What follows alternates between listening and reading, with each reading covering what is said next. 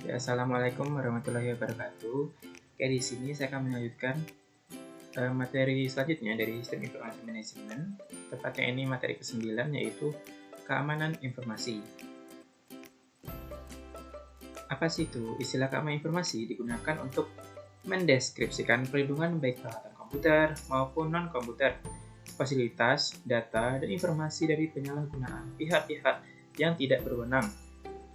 Peralatan ini mencakup seperti mesin fotokopi, mesin fax, serta semua jenis media, termasuk dokumen kertas. Nah, tujuan dari keamanan informasi itu apa sih? Jadi tujuannya itu ada 3. Yang pertama, kerahasiaan, yaitu melindungi data dan informasi dari pengungkapan kepada orang-orang yang tidak berwenang. Jadi datanya itu hanya bisa diakses oleh orang-orang yang berhak untuk melihat data tersebut, atau bisa dibilang ini data pribadi atau data perusahaan. Jadi perusahaan itu nggak boleh gitu melihat data pribadi atau data rahasia ini. Yang kedua itu ketersediaan. Jadi untuk menjamin suatu keamanan itu, untuk menjamin suatu ketersediaan itu dibutuhkan suatu keamanan, yaitu menyediakan data dan informasi sedia bagi pihak-pihak yang memiliki wewenang untuk menggunakannya. Yang ketiga itu integritas. Jadi semua sistem informasi harus memberi representasi akurat atas sistem fisik yang dipresentasikannya. Selanjutnya ada manajemen keamanan informasi, yaitu aktivitas untuk menjaga agar sumber dan informasi tetap aman. Ini disebut juga dengan manajemen keamanan informasi atau Information Security Management atau ISM. Aktivitas untuk menjaga agar perusahaan dan sumber daya informasi tetap berfungsi seperti setelah ada bencana disebut manajemen keberlangsungan bisnis atau Business Continuity Management atau BCM. Lanjut. Keamanan manajemen informasi. Manajemen resiko dibuat untuk menggambarkan pendekatan ini di mana tingkat keamanan sumber dan informasi perusahaan dibandingkan dengan resiko yang dihadapinya. Selanjutnya ada ancaman. Nah, ancaman keamanan informasi atau Information Security Threat adalah orang, organisasi, mekanisme, atau peristiwa yang memiliki potensi untuk membahayakan sumber informasi perusahaan. Nah, ancaman itu dapat bersifat 2 hal. Yang pertama itu ancaman internal dan eksternal. Terus ada yang kedua ada tindakan kecelakaan dan disengaja. Nah, untuk ancaman internal dan eksternal, untuk ancaman internalnya mencakup bukan hanya karyawan perusahaan, tetapi juga pekerja temporer, konsultan, kontraktor, dan bahkan mitra bisnis. Diperkirakan menghasilkan kerusakan yang secara potensi lebih serius dibanding ancaman eksternal, karena pengetahuan ancaman internal lebih mendalam akan isu tersebut. Nah, jadi itu ancaman internal itu ancaman yang dilakukan oleh orang-orang yang ada dalam perusahaan tersebut. Jadi orang-orang yang ada di internal perusahaan tersebut. Nah, kalau eksternal itu ya orang-orang dari luar, misalnya kayak perusahaan lain gitu. Ancaman yang diperoleh dari luar, bisa juga bencana alam dan lain-lain. Selanjutnya ada tindakan kecelakaan dan disengaja. Nah, baik terjadi kerusakan karena kecelakaan, maka dari itu sistem keamanan juga harus mengeliminasi atau mengurangi kemungkinan terjadi kerusakan yang disebabkan kecelakaan. Nah, tindakan kecelakaan ini misalnya bangunan runtuh atau tiba-tiba komputer rusak atau hard disknya lagi bermasalah. Nah, itu kemungkinan data bakal bisa hilang. Nah, itu bisa terjadi karena disengaja maupun tidak disengaja. Seperti itu. Nah, selanjutnya jenis ancaman itu ada 5. Sebenarnya ada banyak, cuma di sini saya akan menjelaskan ancaman itu ada 5. Yang pertama itu virus.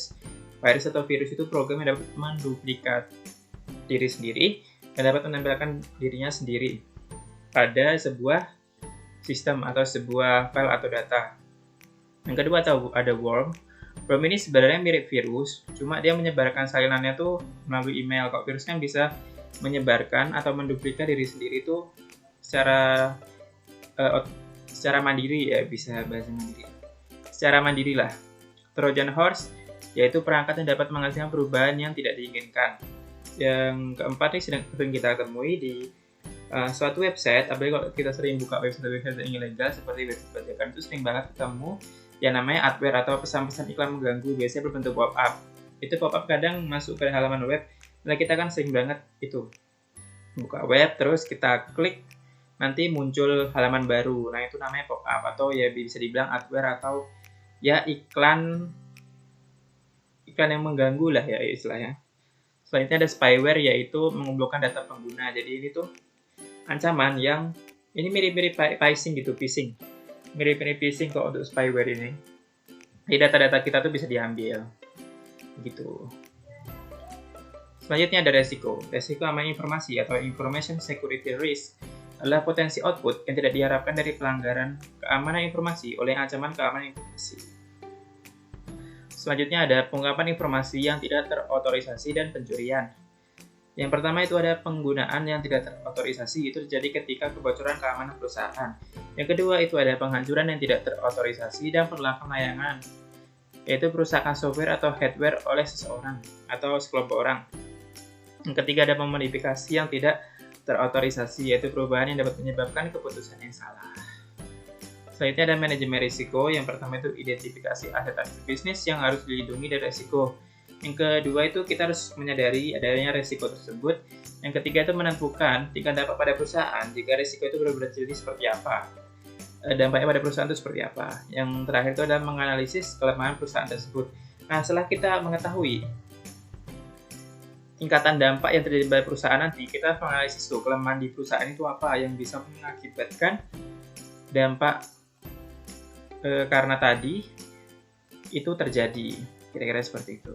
Lanjut, yang ini untuk tingkat keparahan dampak. Jadi yang pertama itu seberapa parah dari dampak itu diklasifikasikan menjadi 3. Yang pertama itu dampak yang parah atau serve effect, yaitu membuat perusahaan bangkrut atau sangat membatasi kemampuan perusahaan untuk berfungsi.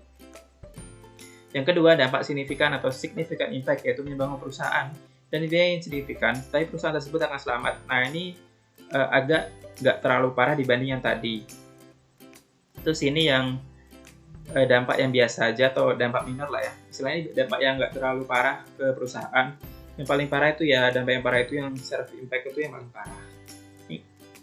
Yang ini dampak minor atau minor impact itu menyebabkan perusahaan yang mirip dengan yang terjadi dalam operasional sehari-hari. Jadi ya nggak terlalu signifikan untuk yang dampak minor atau yang nggak terlalu parahnya tuh nggak terlalu parah nih. Ya biasa aja gitu.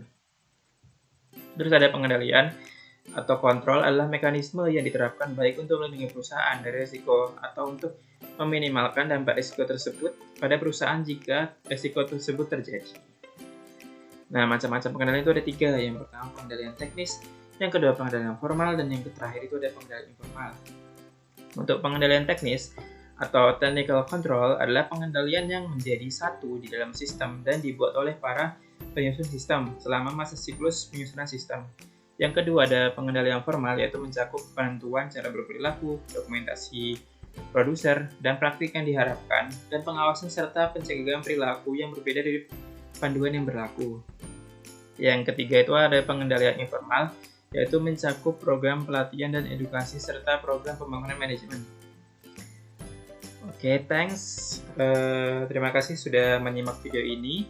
Apabila ada salah kata, mohon maaf. Dan apabila teman-teman ada yang ingin ditanyakan, silakan bisa tulis komentar di bawah. Saya Iri, wassalamualaikum warahmatullahi wabarakatuh.